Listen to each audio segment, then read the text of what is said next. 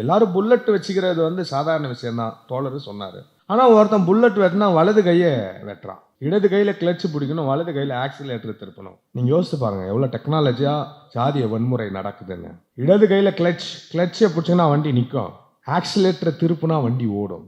உங்கள் வண்டி ஒருபோதும் ஓடிவிடக்கூடாது என்பதில் அவர்கள் மிகுந்த ஜாக்கிரதையோடு வலது கையை வெட்டுகிறார். இந்து பெரும்பான்மை வாதத்தை எதிர்த்து பேச முடியாத ஒரு சூழல் இன்றைக்கு அவர்கள் இருக்கிறது. சில நேரங்களில் அவர்களால் பாரதிய ஜனதா கூட மிக சிறப்பான ஆட்சியைத்தான் செய்கிறது என்று சொல்லவும் முடிகிறது. ஏனென்று சொன்னால் அவர்கள் பூணூல் சிவப்பு வண்ணத்தில் இருக்கிறது.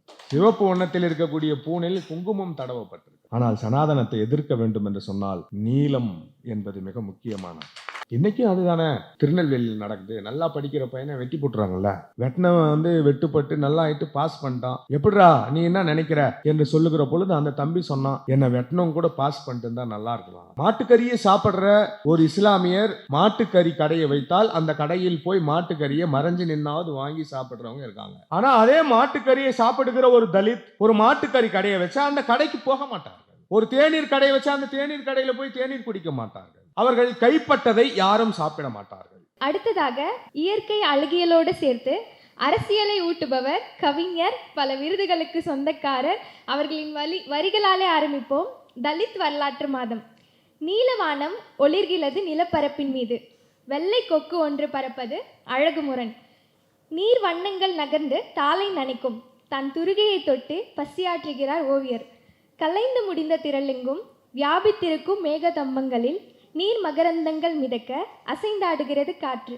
இன்னும் சிரித்து கொண்டு கிளம்புகிறோம் பொதுமையான வானின் கீழ் பிரிந்திருக்கும் நிலக்கழிஞ்சல்களை எண்ணி. கொக்கு பறந்த வானில் ஊரென்றும் சேரியொன்றும் இல்லை, கொக்கு பறந்த வானில் ஊரொன்றும் சேரியொன்றும் இல்லை என்று அவருடைய வரிகளோடு வாழ்த்தி அன்போடு அழைக்கிறோம் மதிப்புரை வழங்க யாழநாதி அவர்களை. திருநங்கை பதிப்பகம் அதனுடைய எம்டி என்று சொல்லப்பட்ட இப்போதான் நான் கேள்விப்பட்டேன் தோழர் ஜாய் அவர்கள். நான் கண்டிப்பாக வந்துருங்கன்னு அந்த ஃபோனில் சொல்லிக்கொண்டே இருந்த ஷாலினி, நாளைக்கு கண்டிப்பாக வந்துடணும் சார், ஜாய் சொல்லிட்டாரு என்று சொன்ன ஷாலினி. இந்த கவிதைகளை எழுதியிருக்கக்கூடிய ஒரு அரசியலை தன்னுடைய எழுத்தின் மூலமாக நிகழ்த்தி இருக்கக்கூடிய நாகசை பொற்கவி, நூலை குறித்தும் கவிதைகளை குறித்தும் மிக அற்புதமாக உரைகளை நிகழ்த்தி இருக்கக்கூடிய என் நெஞ்சத்திற்கு மிக நெருக்கமான எழுத்தாளன், என்னை அண்ணா என்று அழைக்கக்கூடிய, நான் தோழர் என்று அழைக்கக்கூடிய முத்துராசா குமார் போன்ற எழுத்தாளர்கள் இந்த மேடையில் இருப்பதுதான் மிக முக்கியமான ஒன்று. ஏனென்றால் ஆஸ்திரேலிய நாட்டை சுரண்டி தின்ற அந்த பாராளுமன்றம் அந்த நாட்டின் பழங்குடியினராகிய அபராஜினிகளிடம் மன்னிப்பு கேட்டது. உங்களை சுரண்டித்தான் நாங்கள் இப்படி வாழ்கிறோம், ஆகவே எங்களை மன்னித்து விடுங்கள் என்று சொல்லக்கூடிய ஒரு பாராளுமன்ற தீர்மானத்தை ஆஸ்திரேலியாவில் நிறைவேற்றினார்கள். தமிழ் இலக்கிய சூழலில் தான் வாழ்ந்திருந்த காலத்தில் எனக்கு தெரியாமல் இருந்த இந்த சாதிய கொடுமைக்காக அல்லது அப்படிப்பட்ட ஒரு சூழலில் நான் வாழ்ந்ததற்காக இந்த சமூகத்திடம் மன்னிப்பு கேட்கிறேன் என்று ஒரு எழுத்தாளன் தமிழில் எழுதியிருக்கிறான் என்றால் அது முத்துராசா குமார் மட்டும்தான். அந்த மனசாட்சி உள்ள மாமனிதனுடைய அருகில் என்னை அடையாளப்படுத்திக் கொள்வதை தான் எல்லோரும் என்ன நினைக்கிறார்கள் என்றால், கவிஞர்களை இவர் உருவாக்குகிறார் என்று நினைக்கிறார்கள். அதுவல்ல. மழவை தமிழமுதன் பக்கத்தில் நான் உட்கார்ந்து கொள்ளுகிறேன், அவ்வளவுதான். வினயன் பக்கத்தில் நான் உட்கார்ந்து கொள்ளுகிறேன், முத்துராசா குமார் பக்கத்தில் உட்கார்ந்து கொள்ளுகிறேன், இப்பொழுது பொற்கவி பக்கத்தில் உட்கார்ந்து கொண்டிருக்கிறேன். ஆக இது ஒரு அற்புதமான மேடை. அதே போல நீங்கள் நல்லா இருக்கணும் சாமின்னு ஒரு கவிதை தொகுப்பு, மழவை தமிழதனுடைய தொகுப்பு. சமூகம் சில பேரை நன்றாக இருக்க வேண்டும் என்று நினைக்கிறது. அவர்கள் நன்றாக இருந்தால்தான் இந்த சமூகம் நன்றாக இருக்கும் என்பதுதான் தேவை. அந்த தேவையை கவிதைகளால் சொன்ன தோழர் தமிழமுதன் மிக அற்புதமாக உரையாற்றியிருக்கக்கூடிய தீபா லட்சுமி அவர்கள், அவருடைய கட்டுரைகளை நான் வாசித்திருக்கிறேன், இப்போ தான் நேரடியாக நான் பார்க்கிறேன். அதற்கு என்னோடு வருகை தந்திருக்கக்கூடிய வினோத், இந்த அரங்கத்தில் பார்வையாளராக இருக்கக்கூடிய தமிழின் தற்காலத்தின் ஆகச்சிறந்த கவிஞன் அன்பிற்குரிய தோழன் வினயன் உள்ளிட்ட உங்கள் அனைவரையும் நான் மிகுந்த மகிழ்ச்சியோடு வணங்கி மகிழ்கிறேன். இந்த கவிதை தொகுப்பை வெளியிடுகிற வாய்ப்பை எனக்கு தந்த ஜாய் மற்றும் திருநங்கை பதிப்பக தோழர்களுக்கு நான் மீண்டும் என்னுடைய நன்றியை நான் உரித்தாக்குகிறேன். ஏனென்றால் வாழ்வில் கிடைத்தற்கரிய பேறுகளில் ஒன்றாக இதை நான் கருதுகிறேன். நண்பர்களே, இந்த தொகுப்பினுடைய அட்டை படத்திலிருந்து அல்லது அந்த தலைப்பிலிருந்து இந்த தொகுப்பை நாம் அணுக வேண்டும் என்று சொன்னால், ஒரு வாழ்வு என்பதை வாழ்ந்து அல்லது வாழ்ந்து கொண்டிருக்கக்கூடிய, வாழ்ந்து முடிந்திருக்கக்கூடிய அல்லது வாழ வேண்டிய என்று 3 காலங்களையும் நாம் கண்டிப்பாக கட்டமைக்கக்கூடிய ஒரு சூழலை இந்த தொகுப்பு நமக்கு உருவாக்கி தந்திருக்கிறது. ஊர் தெருவில் ஒரு சேரி சிறுத்தை என்று வெளிப்படையாக ஒரு கவிதை தொகுப்புக்கு பெயர் வைப்பது என்பது நாகசேய் பொற்கவிக்கு மிக அதிகமான தைரியம் இருக்கிறது என்பதுதான் காரணம். அவர் பேர் சுதர்சன் மணிகண்டன். இந்த நிகழ்ச்சியை தொகுத்து வழங்கியவர் ரஷ்யா. இந்த நிகழ்ச்சியை தொகுத்து வழங்கணும் ரஷ்யான்னு சொல்லிக்கிட்டு நாங்கள்லாம் உள்ளே வந்தோம். அப்போ எனக்கு ரொம்ப மகிழ்ச்சியாக இருந்தது. ஏன்னா சிதம்பரத்திலிருந்து வந்த ஒரு கவிஞருடைய தொகுப்பை ரஷ்யா தொகுத்து வழங்குவதுதான் சரியாக இருக்கும். பெரியாரிடத்தில் ஒரு குழந்தைக்கு பேர் வைங்க என்று கேட்ட பொழுது அவர் வச்ச பேர் தான் ரஷ்யா. எல்லாரும் திட்டினாங்களாம், என்னங்க என் குழந்தைக்கு பேர் ரஷ்யான்னு பேர் வைக்கிறீங்க. பெரியார் ரொம்ப இயல்பாக சொன்னாராம், நீ மட்டும் பழனின்னு பேர் வச்சுக்கலாம், சிதம்பரம்னு பேர் வச்சுக்கலாம், நான் ரஷ்யான்னு பேர் வைக்கக்கூடாதாடா. அப்போ இது இந்த பெயரில் இருக்கக்கூடிய இப்போ சிதம்பரத்திலிருந்து வந்த நம்முடைய பொற்கவி அவர்கள் அவருடைய பெயரை எப்படி மாற்றியிருக்கிறார், வரலாற்று ரீதியாக எப்படி அவர் பெயர் மாறி இருக்கிறது. ஏன்னா பெயருக்குள் இருக்கக்கூடிய அரசியல் என்பதுதான் மிக முக்கியமானதாக இன்றைக்கு கருதப்படுகிறது. பெயரில் ஆண்பால் பெண்பால் வேறுபாடே தெரியக்கூடாது என்று நினைக்கக்கூடிய மிகப்பெரிய மானுட சாத்திரத்தை உருவாக்குகிறவர்கள் இன்றைக்கு இருக்கிறார்கள். ஆண்பால் பெண்பால் வேறுபாடு கூட தெரியக்கூடாது. ஆனால் இந்திய சமூகம் தன்னுடைய பெயரில் ஜாதியை தெரிவித்துக் கொள்வதற்காகவே பெயரை உருவாக்கி இருக்கக்கூடிய சமூகம். என்னுடைய பெயரை கேட்ட உடனே நான் என்ன சாதின்னு தெரிஞ்சிடணும். சாகரப்ப கண்டிப்பா சாதியை போட்டு தான் சாகடிக்கிறான். செட்டியார் செத்து போயிட்டாரு அப்படின்னு. ஏன் அப்படின்னா புதைப்பதற்கு அங்கே ஒரு தனி சுடுகாடு இருக்கிறது. நண்பர்களே, வாழுகிற பொழுது நிலப்பிரிவு என்பது 2ஆக இருக்கிறது.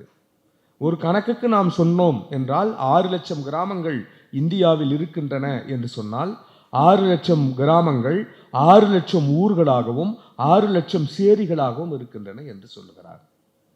அம்பேத்கர் அவர்கள் சொல்லுகிற பொழுது 2 இந்தியாக்கள் இருக்கின்றன என்று சொல்லுகிறார். ஒன்று ஊர் இந்தியா, இன்னொன்று சேரி இந்தியா. ஊர் இந்தியாவில் வாழக்கூடியவர்களுக்கு வாழ்க்கை மிகுந்த மகிழ்ச்சியாக இருக்கிறது. தீபா அவர்கள் சொன்னதைப் போல, தனக்கு கீழ் ஒருவர் இருந்தால் எனக்கு போதும், எனக்கு மேல் எத்தனை பேர் இருந்தாலும் ஒன்றும் பிரச்சனை இல்லை. ஆக இதை, இந்த நில பரப்பை அல்லது இந்த நிலப்பிரிவை தகர்ப்பது என்பதுதான் இன்றைய மிக முக்கியமான காலகட்டமாக நாம் பார்க்கிறோம். நண்பர்களே, அதனால்தான் தொடர்ந்து சாதி ஒழிப்பு போரினுடைய கட்டங்களை நகர்த்தி இன்றைக்கு நாம் எந்த நிலைக்கு கொண்டு வர வேண்டும் என்று சொன்னால், ஊர் என்றும் சேரி என்றும் பிரிந்திருக்கிற இதை மாற்ற வேண்டும். தமிழ் தேசியத்தை பேசக்கூடியவர்கள் ஊர் தேசியத்தையும் சேரி தேசியத்தையும் தான் பேசுகிறார்கள். உலக தொழிலாளர்களே ஒன்றுபடுங்கள் என்று வர்க்கத்தை பேசுகிறவர்கள் வாயிற்கூடங்களில் வர்க்க போராட்டங்களை நடத்திவிட்டு ஊர் தொழிலாளி ஊருக்கும் சேரி தொழிலாளி சேரிக்கும் போய்விடுவதுதான் இந்த சாதிய கட்டமைப்பு அப்படியே இருப்பதற்கான காரணம். அப்ப இதை தகர்ப்பது என்பதுதான் இலக்கியங்களுடைய அடிப்படையான நோக்கமாக இருக்கிறது. நண்பர்களே, இந்த நூலினுடைய PDF வடிவத்தை எனக்கு அனுப்பிய பொழுது தோழர் பொற்கவி அவர்களுடைய முன்னுரையை வாசிக்கிற பொழுது என்னை நான் பௌத்த கவிஞனாக பிரகடனப்படுத்திக் கொள்கிறேன் என்று எழுதியிருக்கிறார்கள். தலித் கவிஞர்கள் இருக்கிறார்கள், தலித் எழுத்தாளர்கள் இருக்கிறார்கள். நான் தலித் எழுத்தாளன் இல்லை என்று சொல்லி தலித் இலக்கியத்தை படைத்து பெரிய பட்டங்களை பதவிகளை வாங்குபவர்களும் இருக்கிறார்கள். ஆனால் முதலில் தமிழ் இலக்கியத்தில் நான் ஒரு பௌத்த கவிஞன் என்று தன்னை பிரகடனப்படுத்திக் கொண்டவர் நாகசேய். அந்த பேரில் அதுதான் இருக்கு. நாகர்களுடைய சேய், நாகர்களுடைய குழந்தை அவர். இந்திய பரப்பெங்கும் வாழ்ந்த நாகர்கள், அவர்கள்தான் முதலில் இந்தியாவை ஆட்சி செய்தவர்கள், இந்தியாவில் வாழ்ந்தவர்கள். அவர்கள் பேசிய மொழிதான் தமிழ். அந்த தமிழிலிருந்து தான் திராவிடம் வந்தது என்று புரட்சியாளர் அம்பேத்கர் அவருடைய வரலாற்றை முன்வைத்து தன்னுடைய பெயரை அவர் மிக அற்புதமாக புனைந்திருக்கிறார் என்பதுதான் நான் பேச வந்த மிக முக்கியமான செய்தி. நண்பர்களே, அப்படி பௌத்தராக தன்னை பிரகடனப்படுத்திக் கொள்ளக்கூடிய ஒருவர் எதை இந்த சமூகத்திற்கு சொல்ல வேண்டும் என்பது மிக முக்கியமான பொருண்மை. அவர் சொல்லக்கூடிய கருத்துக்கள் அல்லது அவர் பேசக்கூடியவை, அவர் இந்த சமூகத்தின் முன்னால் எடுத்து வைக்கக்கூடிய ஒவ்வொன்றும் இந்த சமூகத்தை நேர்படுத்தக்கூடியதாக இருக்க வேண்டும் என்பது அடிப்படை கோட்பாடு. நான் வேற மாதிரியான ஒரு கவிஞன் என்று சொல்லிவிட்டால் அவருக்கு எந்த பிரச்சனையுமே கிடையாது. பெண்களுடைய நிர்வாணத்தை பற்றி எழுதலாம், பாலியல் வேட்கை பற்றி எழுதலாம், அல்லது இந்த இளைஞர்களை மடைமாற்றம் செய்யக்கூடிய பல்வேறு மோசமான இலக்கியங்களை கூட அவரால் எழுத முடியும். ஆனால் எப்பொழுது தன்னை ஒருவர் பௌத்தன் என்று அறிமுகப்படுத்திக் கொள்கிறார், போன போதி முரசில் முத்துராசா குமார் விபாசனா போன ஒரு அனுபவத்தை ஒரு கட்டுரையாக எழுதியிருந்தார். அப்போ இந்த மனத்தை மிக சரிப்படுத்தக்கூடிய எண்ணங்களை அவர் தன் அகத்தே கொண்டிருக்கிற பொழுது, அது படைப்பாக வெளியேறுகிற பொழுது இந்த சமூகத்தை அது சரிப்படுத்த வேண்டும் என்பதுதான் படைப்பினுடைய அடிப்படை நோக்கமாக இருக்கிறது. அப்படிதான் இந்த தொகுப்பிலே இருக்கக்கூடிய பல கவிதைகளை என்னால் பார்க்க முடிகிறது. நிறைய கவிதைகளை ஏற்கனவே நிறைய பேர் நம்முடைய தோழர்கள் சொல்லிவிட்டார்கள். ஆனால் அந்த கவிதைகளுக்குள் இயங்கக்கூடிய அரசியல் என்பது மிக முக்கியமானதாக இருக்கிறது. ஏனென்று சொன்னால், முத்துராசா கூட அந்த கவிதையை சொன்னார், தோழர் தமிழமுதனும் சொன்னார். அந்த கவிதை பறையர்களுக்காக ஒரு கடை கூட இல்லை என்பதுதான் அந்த கவிதை. எல்லாருக்கும் ஒரு கடை இருக்கு. நாடார் அவர்களுடைய வாழிடத்திலிருந்து சென்னைக்கு வந்தால் சென்னையில் அவங்களுக்குன்னு ஒரு பெரிய கடை வைப்பதற்கான வாய்ப்பு இருக்கு. இஸ்லாமியர்கள் புலம்பெயர்ந்து வந்தால் அவங்க ஒரு டீ கடை வச்சா கூட போதும், மகிழ்ச்சியாக எல்லாரும் டீ குடிப்பாங்க.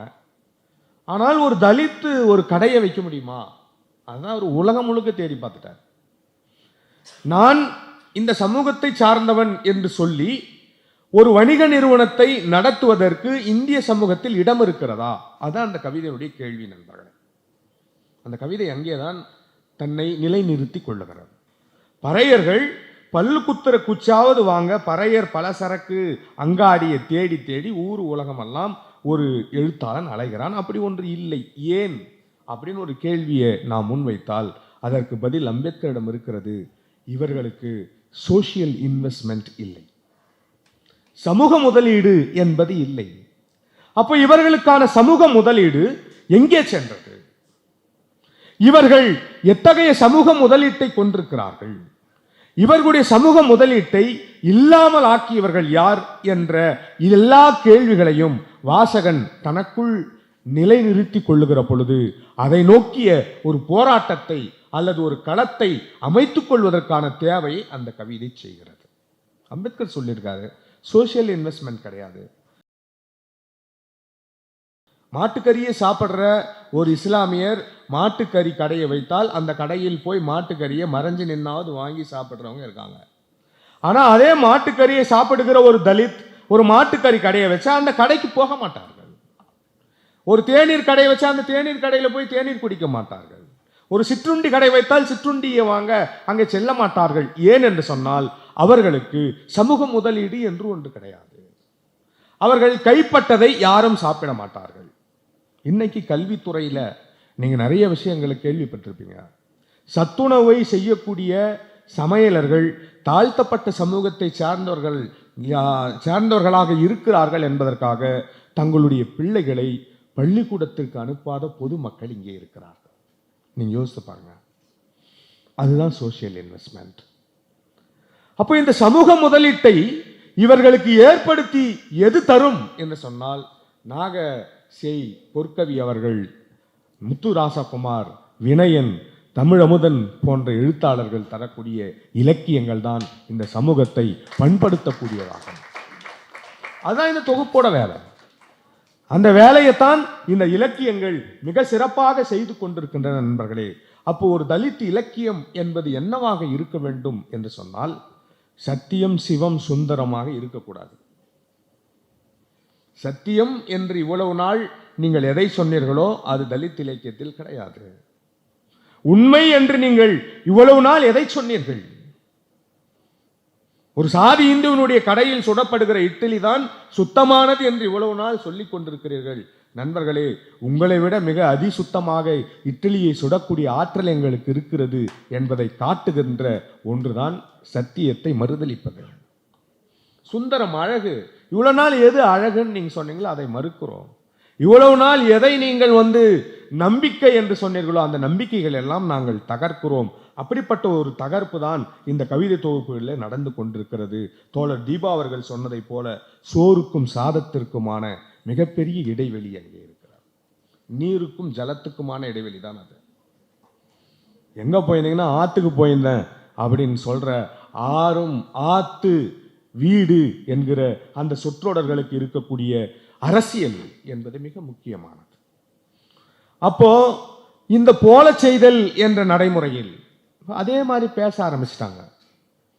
இடைசாதியிலிருந்து எப்படியாவது மேலேறி விட வேண்டும் என்பதற்காக, அல்லது தலித்துகளே கூட சில பேர் மூன்றாம் தர பார்ப்பனர்களாக மாறி இதை போல சொல்லாடல்களை உருவாக்கக்கூடிய சூழல் இன்றைக்கு இருக்கிறது. சோறு என்று சொல்ல மாட்டாங்க. திடீர்னு ஃபோன் வந்தது, உங்க துணைவியார் என்ன பண்ணுகிறாங்க அப்படின்னு, சோறு ஆக்கினுங்கிறாங்கன்னு நான் சொல்லிட்டேன். மறுநாள் காலையில் அவங்கள போய், என்ன அவங்க வீட்டுக்காரு சோறு ஆக்கினுங்கிறாங்கன்னு சொல்றாரு அப்படின்னு அவங்கள போய் கேள்வி கேட்டு, என்ன சோறு ஆக்குதல் என்பது அற்புதமான தமிழ் சொல். ஆக்குதல் என்றால் செய்தல் என்று அர்த்தம். அப்போ உணவை சமைத்தல். இந்த சமைத்தல் என்ற வார்த்தைக்கு மிகப்பெரிய வியாக்கியானங்கள் தரப்பட்டிருக்கின்றன. தமிழ் சூழல்ல சமைத்தல் என்ற வார்த்தை எங்க உருவாகுது என்பதை ஆசானா போன்றவர்கள், ஞானம் அவர் பேசியிருக்கிறார். சமைத்தல் என்றால் பக்குவப்படுத்துதல்.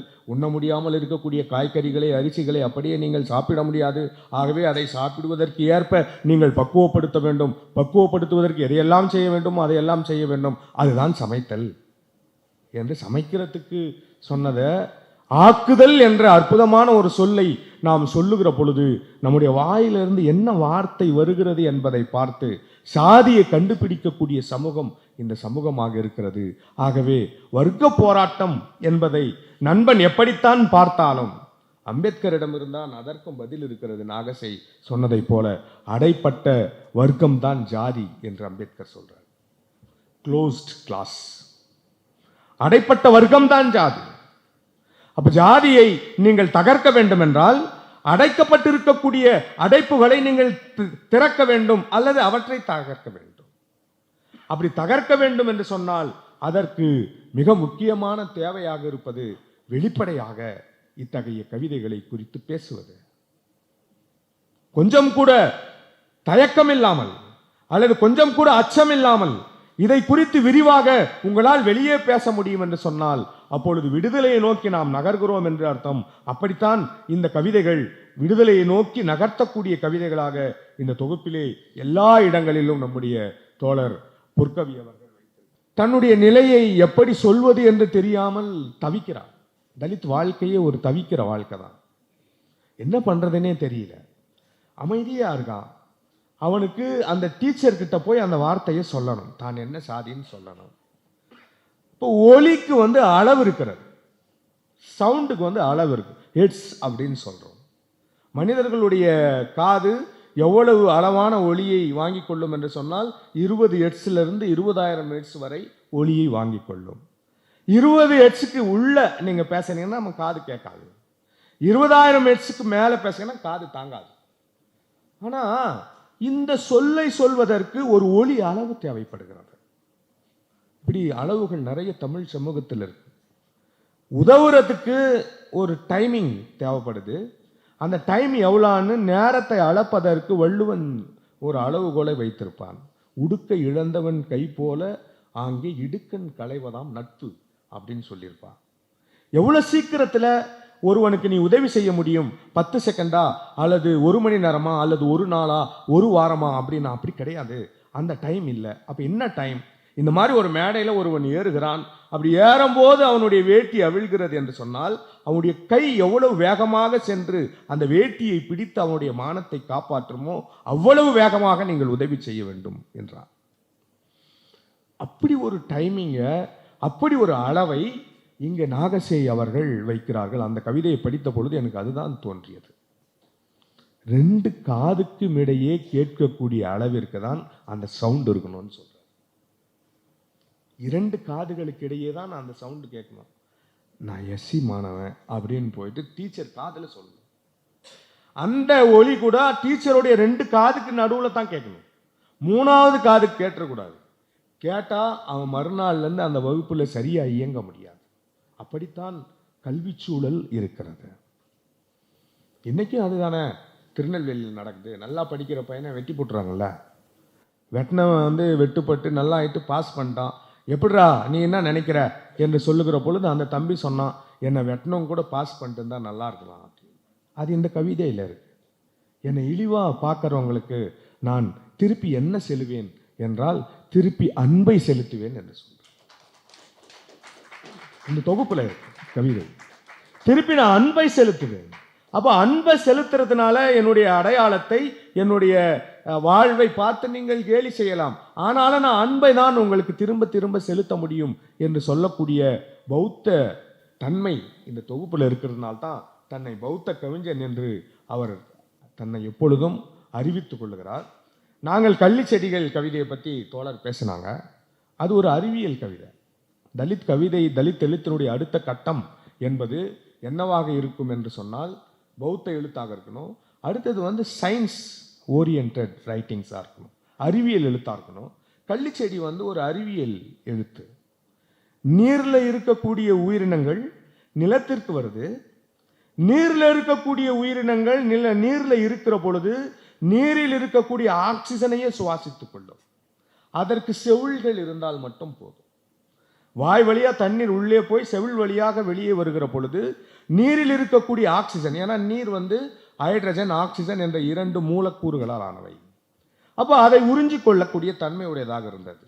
இந்த நீர்வாழ் உயிரினங்கள் மெல்ல மெல்ல நிலத்திற்கு வர முயற்சி செய்கின்றன. முயற்சி செய்கிற பொழுது செவில்களால் மட்டும் சுவாசிக்காமல் அவை நுரையீரல்களை உருவாக்கி கொள்ளுகிறது. நுரையீரல்களை உருவாக்குகிற பொழுது காற்றில் இருக்கக்கூடிய ஆக்சிஜனை இப்பொழுது எப்படி நாம் சுவாசிக்கிறோமோ அப்படி சுவாசித்துக் கொள்வதற்கு உயிர்கள் தயாராக தங்களை தகவமைத்துக் கொள்கிறது. அந்த தகவமைத்தல் என்ற ஒரு மிகப்பெரிய தத்துவம் தான் கள்ளிச்செடியில இருக்கு. கள்ளிச்செடி பாலை நிலத்தில் இருக்கிறது. பாலை நிலத்தில் நீர் வரத்து என்பது மிகவும் குறைவு. நீர் எப்பொழுது வருகிறதோ அப்பொழுது நீரை எடுத்து தன் உடலுக்குள்ளேயே சேமித்து வைத்துக் கொள்ளக்கூடிய ஒரு தகவமைப்பு கள்ளிச்செடிக்கு இருக்கிறது. அப்ப கள்ளிச்செடியை பார்த்து நீ தண்ணி இல்லாதவன் கேலி பண்றது அல்லது உனக்குள் முள் இருக்கிறது என்று அதை பற்றி பேசுவது என்பதெல்லாம் வெளியே இருந்து பார்ப்பவர்களுடைய வாழ்வியல் முறை. ஆனால் ஒரு கள்ளிச்செடிக்கு தன்னுடைய வாழ்க்கை என்பது மிக முக்கியமான ஒன்றாக இருக்கிறது. அதைதான் பரிணாம கோட்பாட்டில் மிக சிறப்பாக சொல்லுகிறான். எந்த உயிர் தன்னுடைய வாழ்விற்காக போராடுகிறதோ அந்த உயிர் மட்டும்தான் வாழும். அப்போ போராடுகிற ஒரு வாழ்க்கையை அழிவுக்கு உட்படுத்தியிருக்கக்கூடிய ஒரு இனம் தன்னுடைய கைகளில் எடுக்கும் என்று சொன்னால் பரிணாம கோட்பாட்டை அந்த கவிதை மிக சரியானதாக மாற்றி இருக்கிறது என்பதுதான் நாம் இங்கே புரிந்து கொள்ள வேண்டியது. இப்படி நிறைய விஷயங்களை தோழருடைய கவிதைகள்ல இருந்து நாம் பார்க்கிறோம். பூநூலின் நிறம் சிகப்பு என்ற கவிதை ரொம்ப சரியான கவிதை தான். அவருக்கு ஆத்திரமான விமர்சனம் எல்லாம் வராது. யாரும் அதை பற்றி பேச மாட்டாங்க, கடந்து அமைதியாக போயிடுவாங்க. இதெல்லாம் திருப்பி பேசினா பிரச்சனைன்னு நினைப்பாங்க. ஏன்னா அவங்க ஓட்டு வாங்க வேண்டியது.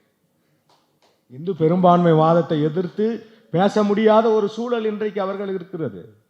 சில நேரங்களில் அவர்களால் பாரதிய ஜனதா கூட மிக சிறப்பான ஆட்சியைத்தான் செய்கிறது என்று சொல்லவும் முடிகிறது. ஏனென்று சொன்னால் அவர்கள் பூநூல் சிவப்பு வண்ணத்தில் இருக்கிறது. சிவப்பு வண்ணத்தில் இருக்கக்கூடிய பூனில் குங்குமம் தடவப்பட்டிருக்கிறது. அவர்கள் லால் சலாம் வெறும் லால் சலாம் மட்டும் தான் இருக்கும். ஆனால் சனாதனத்தை எதிர்க்க வேண்டும் என்று சொன்னால் நீலம் என்பது மிக முக்கியமானது. அது இந்த கவிதையில், இந்த தொகுப்பில் ஒரு கவிதையில் அது இருக்கு. ரொம்ப அற்புதமான அந்த கவிதையும் அம்பேத்கரிடமிருந்தான் பெறப்பட்டது. ஏன்னா அம்பேத்கர் தான் இதெல்லாம் ரொம்ப எளிமையாக அம்பேத்கர் பேசிவிடுகிறார். புரட்சியாளர்கள் போப்புகள் ஆவதில்லை, போப்புகள் புரட்சியாளர்கள் ஆவதில்லை என்பது அம்பேத்கருடைய கோட். புரட்சியாளர்கள் எப்பொழுதும் போப்புகளாக ஆக முடியாது, போப்புகளால் புரட்சியாளர்களாக மாற முடியாது. ஏனென்றால் அவர்கள் ஒரு குறிப்பிட்ட மதத்தில், ஒரு குறிப்பிட்ட தத்துவத்தில் தங்களை எப்பொழுதும் இணைத்துக் கொண்டே இருக்கக்கூடியவர்கள். இப்போ மாற்று தத்துவத்திற்கோ அல்லது மாற்று சிந்தனைகளுக்கோ புதிய நடைமுறைகளுக்கோ எப்பொழுதும் தங்களை அவர்கள் உட்படுத்திக் கொள்ளாதவர்கள். ஆகவேதான் அந்த அந்த கவிதை தலைப்பு என்ன சொன்னீங்க? பூநூலின் நிறம் சிவப்பு, புரட்சி பார்ப்பனர்கள் என்ற அந்த கவிதை. அடுத்தது புறம்போக்கு மனிதர். ரெண்டுத்துக்கும் நாம் பார்த்துக்கலாம். இப்போ புறம்போக்கு மனிதர்களை பற்றி பேசுகிறாரு. யார் இந்த புறம்போக்குன்னா என்ன? நீங்கள் கொஞ்சம் யோசித்து பாருங்கள். பட்டா இல்லாத இடம் தான் புறம்போக்கு. புறம்போக்கு நிலத்தில் யார் வேணாலும் வீடு கட்டிக்கலாம், யார் வேணாலும் வாழலாம். யாருக்கும் உரிமை இல்லாத ஒரு நிலம். இந்த நிலத்தில் இப்பொழுது யார் வாழ்கிறார்கள், அவர்களுடைய இலக்கணம் என்ன? ரொம்ப நாளே வரியில் பேசுகிறாரு. ஆனந்தமான காட்சி என அன்பை மட்டும் அறிந்த எம்மை அருவருப்பாய் பார்ப்பது. அது ஒரே ஒரு அந்த லைனுக்காக தான் நான் பேசுகிறேன். அன்பை மட்டும் அறிந்தவர்கள் தான் புறம்போக்கு மனிதர்கள். அவர்களுக்கு வேறு எதுவும் தெரியாது, வேறு எதுவும் அவர்களிடத்தில் கொடுப்பதற்கு இல்லை. அன்பை மட்டும் அறிந்தவர்கள் தான் அவர்கள். அடுத்தது அவருடைய தொப்பி குறித்த ஒரு கவிதை, எனக்கு ரொம்ப பிடித்த கவிதை அது. தலித்துகளுடைய வாழ்க்கையை நாம் பார்த்தோம்னா, இயல்பா ஒரு விஷயத்தை செஞ்சாலும் அது ஒரு போராட்டமாக மாறிடும். ரொம்ப இயல்பா தொப்பி போட்டுக்கிறது ஒரு இயல்பு. வெளிநாட்டில் அம்பேத்கர் படித்தார். 1913 லண்டனுக்கு போகிறாரு. அதுக்கு பிறகு இங்கிலாந்துக்கு போகிறாரு. அம்மா ஜெர்மன் போகணும்னு நினைக்கிறாரு. இது மாதிரி ஒரு 3 கண்டங்களில் படித்தவர். 30களில் நடந்த வட்டமேசை மாநாட்டில் 2 PhD பட்டங்களை பெற்றவர் அம்பேத்கர். அவர் அமெரிக்காவினுடைய சுதந்திர வாழ்வியல் முறையில் தன்னை மிகவும் ஈடுபடுத்திக் கொள்கிறார். அது மட்டும் இல்லாமல் அவருடைய பேராசிரியர் ஜான் டூயினுடைய பிராக்மெட்டிசம் என்று சொல்லக்கூடிய பயன்பாட்டு தத்துவத்தில் அவருக்கு மிகுந்த நம்பிக்கை இருக்கிறது. ஆகவே எப்பொழுதும் பயன்பாடு உள்ள கோட்பாடுகளை அவர் முன்வைக்கிறதுனால தன்னுடைய உடைய கூட கோட்டா போட்டுக்கிறார்.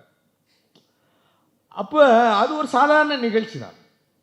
ஆனால் அது பிற்காலத்தில் ஒரு போராட்டமாக மாறுது. ஒரு தலித்துடைய வாழ்க்கை அப்படித்தான் இருக்கிறது. எல்லாரும் புல்லட் வச்சுக்கிறது சாதாரண விஷயம்தான், தோழர் சொன்னார்.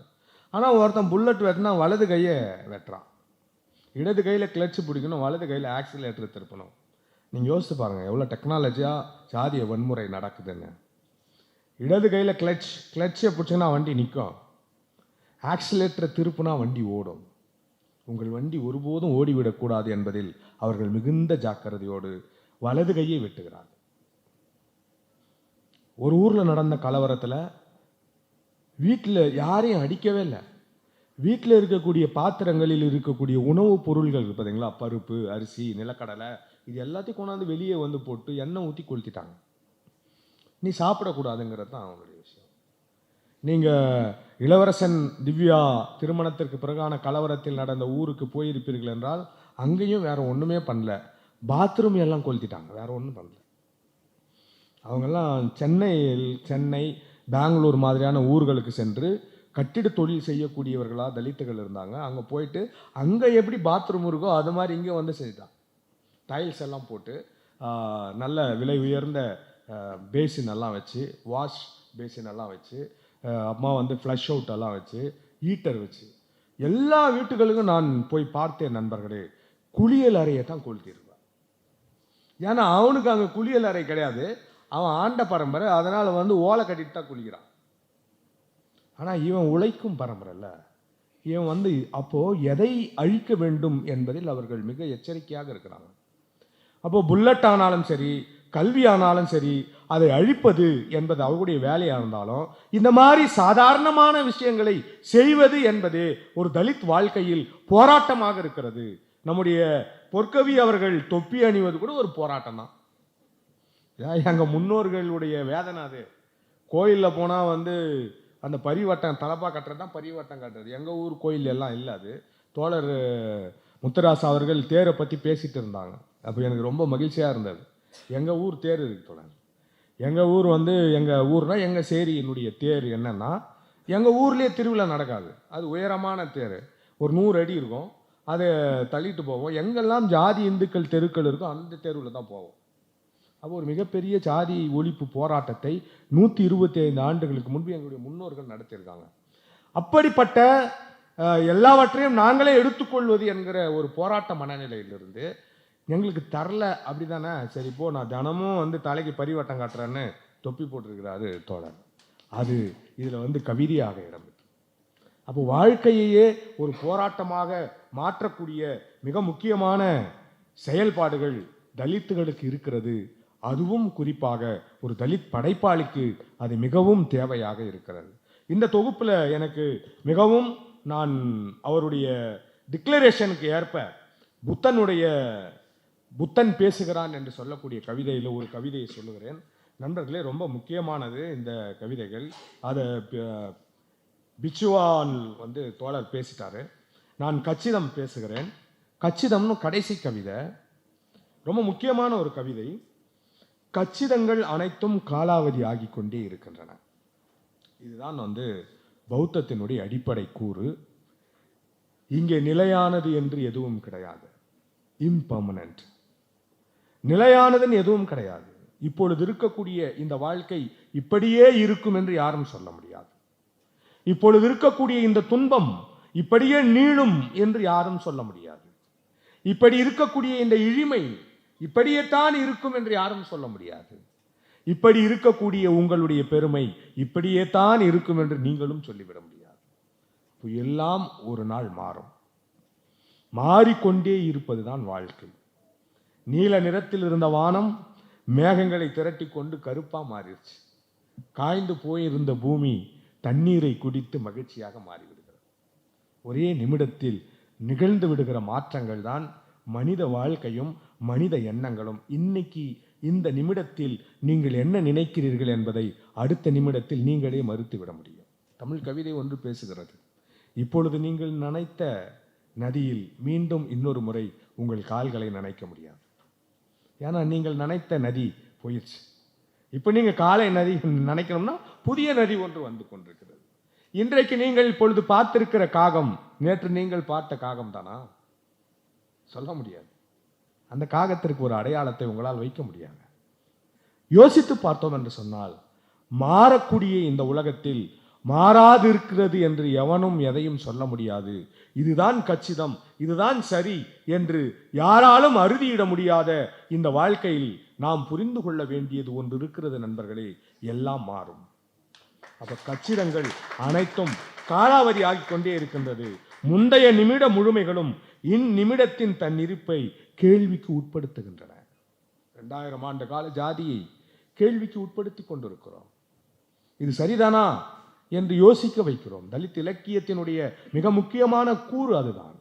என்னவென்று சொன்னால், இப்பொழுது தோழர் தீபா அவர்கள் பேசினார்கள், நான் கம்ஃபர்ட்டாக வாழ்ந்துட்டேன், என்ன அது வந்து டிஸ்டர்ப் பண்ணுது. அப்போ எப்போ ஒரு இலக்கியம் டிஸ்டர்ப் பண்ணதோ அதுதான் தலித் இலக்கியம். யாரை டிஸ்டர்ப் பண்ணுது? யாரை அந்த இலக்கியம் டிஸ்டர்ப் பண்ணுதுன்னா, யார் இதுவரையில் கம்ஃபர்ட்டாக வாழ்ந்திருந்தார்களோ அவர்களை டிஸ்டர்ப் பண்ணுது. ஒரே நிலப்பரப்பில் வாழ்ந்த நானும் அவனும் வாழ்ந்திருக்கிறோம். அவன் இத்தகைய துன்பத்துக்கு உள்ளாக்கிறான். தான் சாப்பிட்ட உணவை வெளியே சொல்ல முடியாத ஒரு தவிப்பு இருக்கிறது. நான் இங்கிருந்து வருகிறேன் என்று என்னுடைய ஊர் பேரை சொல்ல முடியாது, என்னுடைய இருப்பு பெயரை சொல்ல முடியாது. இப்படி பெரும் துன்பம் ஒரு மானிட சமூகத்திற்கு இருக்கிறது என்றால், அதை களைவதை விட இந்த நாட்டில் வானத்தில் உலோக பறவைகளை பறக்க விட்டு நீங்கள் ஏவுகணை முட்டைகளை போடுவீர்கள் என்றால் நீங்கள் வல்லரசாக இருந்து ஒரு பயணம் இல்லை. எப்பொழுது நீங்கள் நல்லரசாக மாறுவீர்களோ அப்பொழுதுதான் இந்த சமூகம் மிக சரியானதாக மாறும். அதை தான் இவர் சொல்றாரு, இந்த நிமிடத்தின் இருப்பை எல்லாவற்றையும் கேள்விக்கு நாம் உட்படுத்துகிறோம். அப்படி உட்படுத்துகிற பொழுது எது சரி எது சரி அல்ல என்பதனை இந்த மனம் அறிந்து கொள்ளுகிறது. அறிந்து கொள்ளுகிற அந்த மனத்தில் இருந்துதான் மனித வாழ்க்கை புதிய பிறப்பை அடைகிறது. அப்போ ஒவ்வொரு நாளும் ஒவ்வொரு விஷயத்தையும் நாம் அறிந்து கொள்ள புதிதாக பிறந்து கொண்டே இருக்கிறோம். புதிதாக நாம் எல்லாவற்றையும் அறிந்து கொண்டே இருக்கிறோம். அப்படி என்று சொன்னால் அதற்கு என்ன ஒரு வடிவம் இருக்க முடியும் என்று பொற்கவி பேசுகிறார் பாருங்கள். மங்கையர் அணியும் வளையலில் தலை எது கடையது. இப்படி ஒரு பாட்டில் இருக்கு அப்படின்னா இது மேலே இருக்குது தலை, கீழே இருக்கிறது காலு. வளையல்ல எங்க இருக்கு? வளையல்னு அவர் சொல்லியிருக்காரு ஒரு ஓமையா, ஒரு பருப்பொருளை. வட்டம்னு கூட நாம் அதை சொல்லியிருக்கலாம். வட்டத்தில் முதல்ல எது கடைசி எதுன்னு சொல்ல முடியாது. அப்போ வளையல்ல எப்படி முதலும் இல்லை கடைசியும் இல்லையோ அதே போலதான் எது சரி என்பதை குறித்து தேடுகிற தேடலில் எப்பொழுதும் இங்கே முடிவற்ற ஒரு வாழ்வுதான் இருந்து கொண்டிருக்கிறது.